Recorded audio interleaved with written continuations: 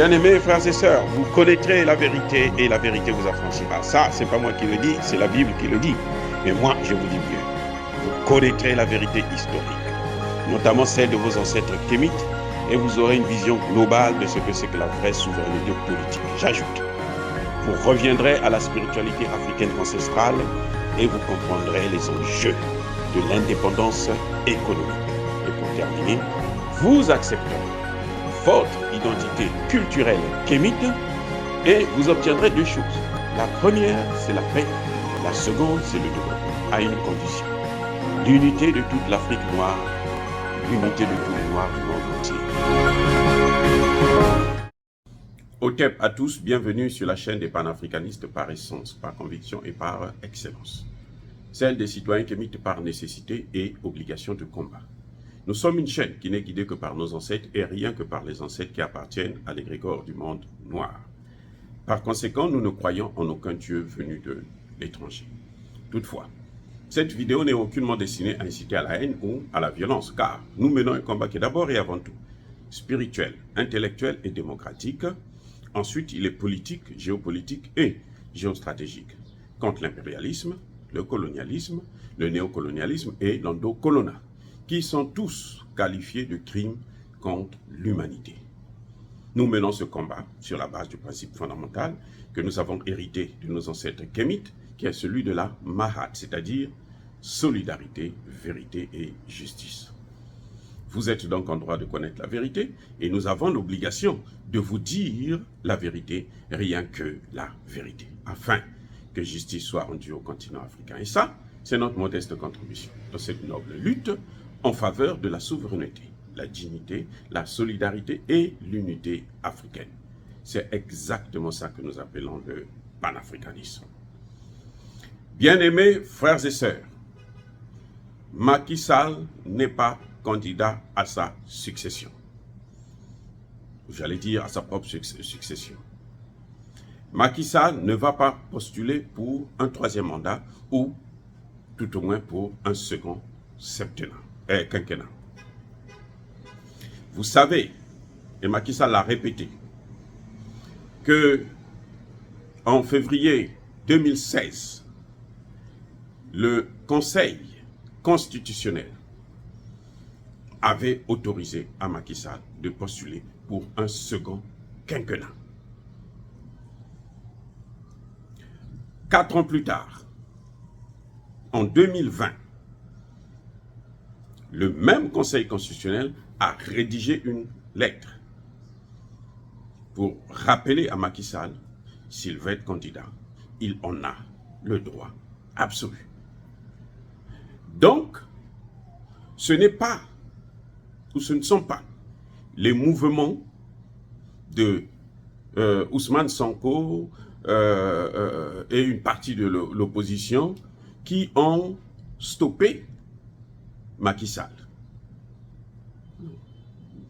Là, il y a deux décisions. Il y a une décision et une lettre du Conseil constitutionnel. Et je vous rappelle que le Conseil constitutionnel est au Sénégal la plus haute institution judiciaire de l'État.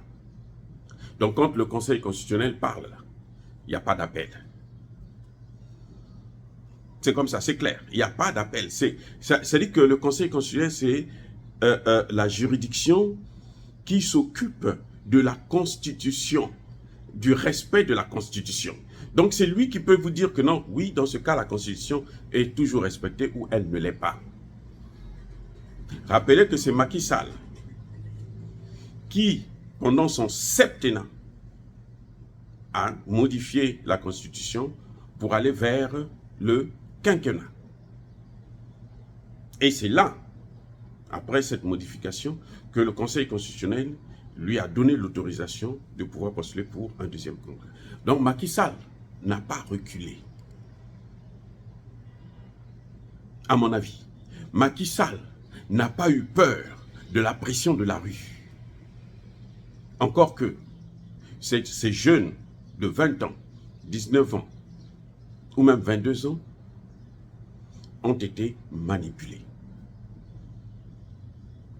Je vous avais déjà dit que c'est ce qu'on appelle la révolution de couleur. Ça commence comme ça. Quand un dirigeant est détesté, n'est plus apprécié par l'Occident. On va revenir sur les causes après, un peu plus tard. Donc Macky Sall n'a pas eu peur, non. Parce que si c'était la peur, ben, beaucoup de présidents n'auraient pas fait un troisième mandat. À commencer par le président Alassane Ouattara, juste à côté, qui probablement va encore postuler pour un quatrième mandat. Donc, la rue fait peur à des gens qui ne maîtrisent pas le pouvoir.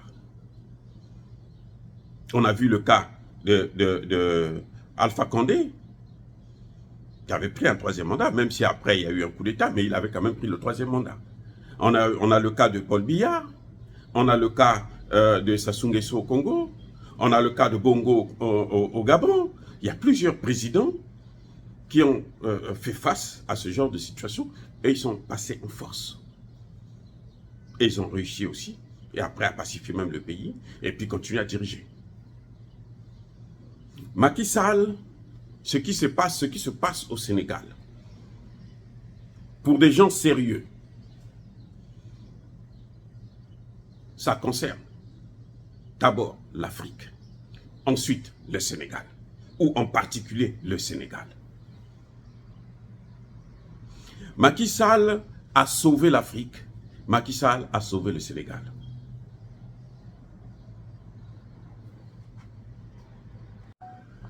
Pourquoi Macky Sall, ou plutôt pourquoi je dis que Macky Sall a sauvé l'Afrique? Macky Sall a montré un exemple. Maintenant, ça va être difficile que d'autres chefs d'État puissent postuler pour un troisième mandat. Surtout quand ils n'ont pas le soutien du peuple. Eh oui. Parce qu'il faut reconnaître que Macky Sall n'avait pas l'ensemble de la jeunesse. La jeunesse était plutôt avec Ousmane Sonko. Mais on a vu 512 maires demander à Macky Sall, maires et députés demander à Macky Sall de partir pour un troisième mandat ou un second quinquennat. On a vu les femmes, il l'a cité, il a dit. Donc, mais Macky Sall a fait ça pour montrer la voie à suivre. Ah oui. Mais c'est là c'est les leçons qu'il faut tirer. Macky Sall a sauvé le Sénégal parce qu'il a évité la guerre civile qui était déjà en préparation. Ce que vous avez vu, la révolution de couleur, là vous avez vu que Ousmane Sonko avait encore appelé la jeunesse à sortir, à braver le gouvernement, à braver l'armée et la police, tout en sachant que la dernière fois qu'il avait appelé les gens à sortir, il y a eu des morts. Mais cette fois-ci, il appelle encore, préparez-vous, nous allons sortir demain. Parce que Macky Sall va annoncer sa candidature. Donc, il a sauvé. Vous avez vu ce qui s'est passé il y a un mois et demi. Ça a été organisé, préparé et financé par l'Occident. On ne peut pas avoir un tel degré d'organisation et de préparation si vous n'avez pas l'argent à mettre en jeu. Eh oui. Donc, les Occidentaux étaient prêts à brûler le Sénégal, étaient prêts à détruire tous les acquis que Macky Sall a apportés au Sénégal. Ils étaient prêts à reprendre le contrôle des nouvelles matières premières qu'on vient de découvrir au Sénégal, à savoir le pétrole, le gaz, l'uranium, l'or, et autres. C'est ça qu'ils cherchaient. C'est ce que vous avez vu là. Et quand c'est comme ça, si on ne peut pas l'avoir par les moyens politico-militaires, on brûle le pays. Comme on a fait en Somalie, on met le chaos. Comme on a fait en Libye, on met le chaos total. Le reste là, ça ne nous regarde pas. Ce n'est pas la démocratie que les Occidentaux cherchent. Ils cherchent les matières premières. Regardez la carte du Sénégal. Le Sénégal est la porte la plus proche de l'Europe. Ce n'est pas pour rien que vous avez vu que on a mené les esclaves partaient de l'île de Gorée. Ce n'est pas parce que l'île de Gorée c'était la première ville africaine. L'île de Gorée était développée. Non, les gars. C'est à cause de la proximité. Et en ce moment, les Occidentaux achètent le gaz. Depuis que la Russie a fermé ses vannes, à cause des sanctions que eux-mêmes ils ont prises. Des sanctions sans fondement. Qu'est-ce qui se passe? Ils achètent le gaz 5 à 7 fois plus cher. Pareil pour le pétrole. Donc pour eux, c'était une aubaine. Je vous rappelle encore une chose, c'est que le Sénégal est le 5e producteur de pétrole, de gaz plutôt en Afrique. Et tout ce qui est industrie est basé, est fondé sur l'énergie, c'est-à-dire le gaz et le pétrole. Si vous n'avez pas l'énergie moins chère, vous ne pouvez pas industrialiser votre pays. Si vous n'avez pas d'énergie, vous êtes incapable d'industrialiser votre pays. Et c'est ça le problème que les Occidentaux ont avec le Sénégal. Ils veulent mettre la main là-dessus. Macky Sall a résisté. C'est pour ça que vous avez vu un grand tintamarre. Il y a eu plus de 25 pays, plus de 25 pays africains qui ont refusé de condamner la Russie. Il y a des pays comme l'Éthiopie qui ont dit « Nous, on soutient la Russie dans cette action ». Le Sénégal s'est seulement abstenu. Pour les Occidentaux, tout sauf le Sénégal. Parce que le Sénégal a ce qu'il cherche. Le Nigeria, il ne contrôle pas le pétrole nigérien. Le pétrole nigérien va aux États-Unis. Les Européens n'ont rien, ou presque. Donc pour eux, le Sénégal, c'était là où ils devraient mettre le paquet pour prendre tout et ne pas électrifier même les Sénégalais. Ah oui, c'est ça le problème. Le Sénégal, avec Macky Sall, est passé de 900 heures de coupure d'électricité à moins de 24 heures. Vous ne pensez pas que c'est quelque chose d'important? Sans électricité, je vous dis, vous ne pouvez pas fonctionner. C'est impossible.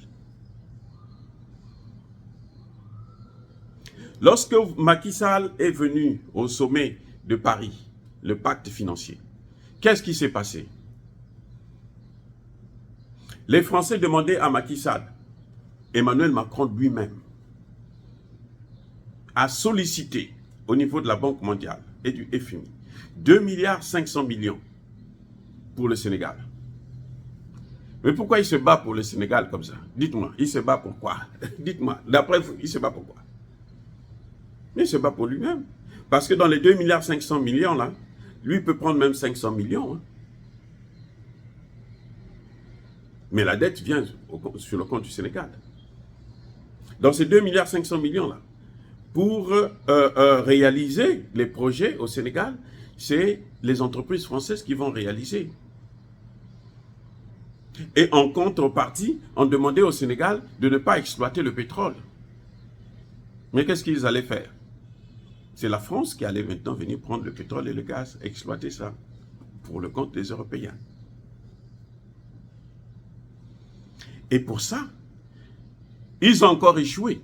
Donc, ils se disent que il faut brûler le Sénégal, il faut écourter le mandat de Macky Sall, comme ça on va vers une transition, et s'il y a une transition, nous allons placer quelqu'un qu'il nous faut, même si ce n'est pas Sonko, mais nous allons placer quelqu'un qu'il nous faut, qui va nous donner ce que nous voulons pendant la transition. Voilà le deal. Ils attendaient tous que Macky Sall puisse s'engager pour un troisième mandat. Ils savent, ils ne sont pas bêtes, ils savent que le Conseil constitutionnel a autorisé à Macky Sall le troisième mandat. Ils le savent très bien. Mieux que vous et moi. Mais ils voulaient faire comme si rien n'était. Ils voulaient que Macky Sall se prononce pour un troisième mandat et on brûle le pays. Ce qu'on appelle le chaos maîtrisé. Vous avez vu un sénateur tchèque, je vais vous sortir une vidéo il y a 2 jours sur ça, un sénateur tchèque qui va se permettre de donner des leçons à Macky Sall pour le troisième mandat, le fameux troisième mandat, alors que Macky Sall ne s'est pas encore prononcé. Comment vous expliquez ça, les gars? Pourquoi? Ça, ce sont des hameçons qu'on jette dans la mer pour que le poisson puisse toucher. Il croyait défier Macky Sall. Quand Macky Sall va dire oui, il va dire, bon, au Parlement, on avait déjà dit que tu n'as pas le droit à un troisième mandat. Parce que lorsque ce sénateur tchèque intervient comme ça pour humilier la ministre des Affaires étrangères du Sénégal, Madame Aïssata Sall, c'est ça qu'on appelle l'ingérence. L'ingérence dans les affaires intérieures d'un État souverain. Je connais ça parce que c'est le thème de ma thèse, le droit d'ingérence, ma thèse de doctorat. Le titre, c'est le droit d'ingérence. C'est sur ça que j'ai travaillé. Et c'est dans mes conclusions que j'ai inventé justement la théorie de la prévention des conflits. Ce que je fais là, c'est la prévention. Oui. Donc, les Occidentaux avaient mis les moyens et les hommes pour soulever la population, aller vers une transition et contrôler maintenant, reprendre le contrôle. Ils l'ont déjà fait. Je vais vous dire où. Au Burkina Faso.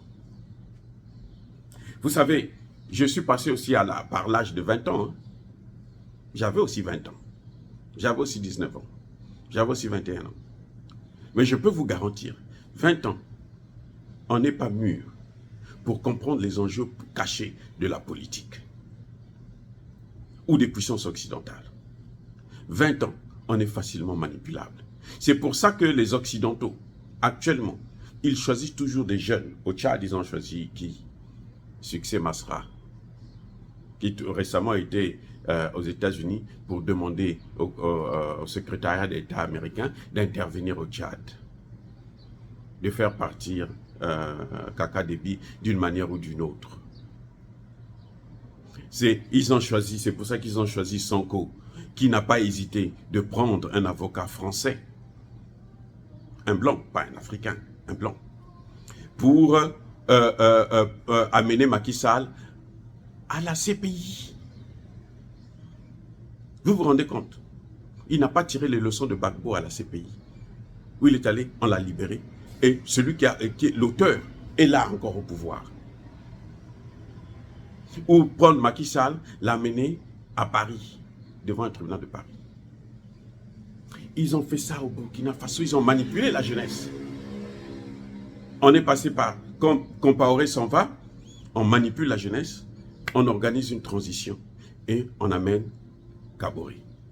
Tout le monde s'est calmé, c'est bien. Oh, voilà, ça y est. Ce que nous voulions, on l'a eu. Alors que ce n'est pas ce que les Burkinabés voulaient. C'est ce que eux, les Occidentaux, voulaient. Ils vous ont déjà avoué ça? Jamais. Vous n'allez jamais entendre un Occidental vous dire que c'est nous qui avons placé Kaboré au pouvoir. Mais attendez. C'est rare. Ceux qui le disent, ils sont exclus immédiatement. Un ambassadeur français a dit que ce sont les Français, nous les Français, nous avons amené, donné Kidal aux terroristes. Mais qu'est-ce qu'il est devenu? Exclu. Donc, leurs objectifs sont toujours cachés. Et Kaboré a pris 2 mandats. Le second mandat, c'est là que la jeunesse, la même jeunesse qu'il a acclamée, va se rendre compte que mais on nous a volé notre révolution, on nous a volé notre démocratie. Qu'est-ce qu'elle va faire? Elle s'engage maintenant pour chercher à renverser Kaboré. Les mêmes Français se disent, oh mais c'est des enfants, on va blaguer avec eux, comme d'habitude. Et là, ils vont faire quoi? Ils vont enlever Kaboré et mettre Damiba. Personne n'a su, pendant 8 mois, personne n'a su que Damiba était leur homme. Nous, on le disait déjà. Si vous regardez mes anciennes vidéos, je pense que c'est dans la chaîne qu'ils avaient fermée. Je le disais déjà, que le type là, c'est un homme des Français et des Américains. Eh oui, dès qu'il a commencé à gérer, je vois les premières actions, je dis, il est l'homme des Occidentaux, celui-là. Et plus tard, on s'est rendu compte. Et que, pour qu'on règle la situation, c'est un autre jeune aussi qui vient prendre maintenant le pouvoir. Traoré. C'est pour ça qu'on voit maintenant le changement, la différence. Parce que là, le peuple a compris. C'est ce que vous avez vu au Burkina, c'est ce qu'il voulait faire au Sénégal. Des gens, vous avez entendu des voix sur les réseaux sociaux, tous sur les réseaux sociaux, des experts en politique, en analyse politique africaine, demander la démission de Macky Sall. Mais Macky Sall a eu le pouvoir démocratiquement, il doit remettre ça démocratiquement, c'est-à-dire qu'il doit organiser des élections. Il ne voulait pas, parce qu'il voulait une transition pour cafouiller encore comme d'habitude. Donc Macky Sall a sauvé l'Afrique. Macky Sall a sauvé le Sénégal. Et c'est ça que nous devrons saluer. Ce n'est pas les mouvements de la rue, non. Macky Sall pouvait sortir aussi. Il y a des jeunes, aussi de 20 ans, aussi, qui soutiennent Macky Sall. Donc on allait vers un affrontement, vers une guerre civile. Macky Sall a dit, ce n'est pas avec moi que vous allez avoir ça. Attendez, celui qui viendra après moi, tant pis pour lui. Il y a un autre élément. Le Sénégal a été choisi comme étant la capitale régionale ou sous-régionale des BRICS. Et ça, vous croyez que les Occidentaux sont contents de ça? Mais attendez, mais c'est-à-dire que quand vous voulez faire une analyse politique, il faut mettre l'essentiel, le maximum de paramètres possibles. Les Occidentaux ne sont pas d'accord. C'est pour ça que vous avez vu que tout le monde a critiqué Macky Sall parce qu'il a voté, il s'est abstenu. Le pauvre, obligé pour essayer de calmer un peu la douleur, il a voté la deuxième fois, la seconde fois, il a soutenu leur position. Mais c'est trop tard. Sa vraie position, c'est celle qu'il avait prise avant. C'est ça le problème. Donc, Macky Sall, en quelque sorte, leur a baissé la gueule. J'espère qu'il n'ira pas vivre en France comme ses prédécesseurs. Parce que là, ils risqueront même de le tuer.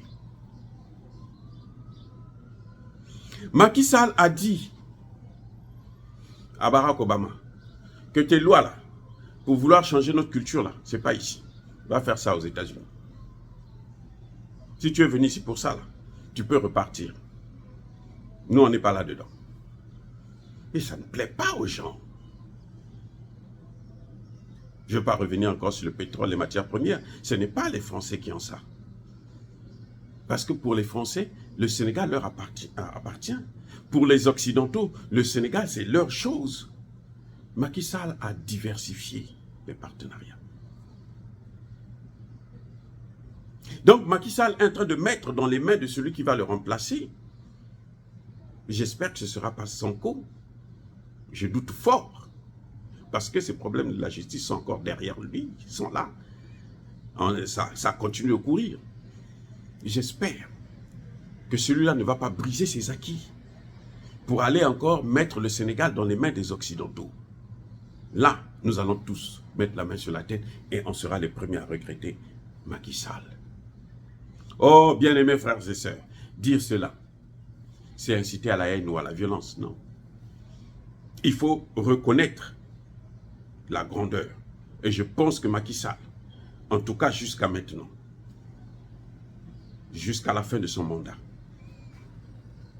restera l'un des hommes politiques les plus sages, les plus intelligents, pour avoir sorti le Sénégal des mains des Français, des mains de la France-Afrique, des mains de l'Occident. Ah, j'allais oublier. Macky Sall a refusé l'installation d'une base militaire américaine au Sénégal. La seule chose qu'il n'a pas faite, c'est la présence militaire française.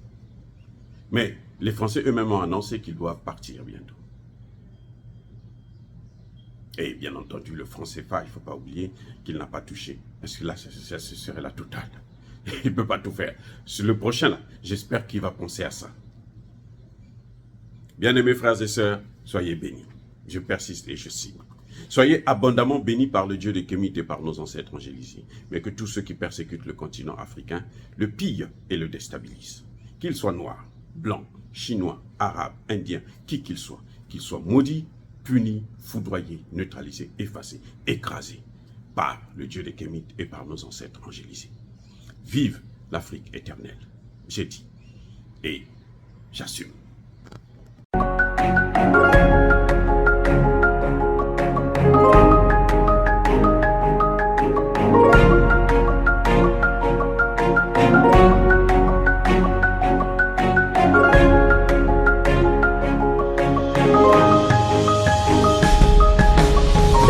Eux, ils marchent par la foi et non par la vue. Mais moi, je vous conseille vivement de marcher par la connaissance scientifique et historique, notamment celle de nos ancêtres kémites, par les 5 sens et par l'intelligence. À vous, à Pierre.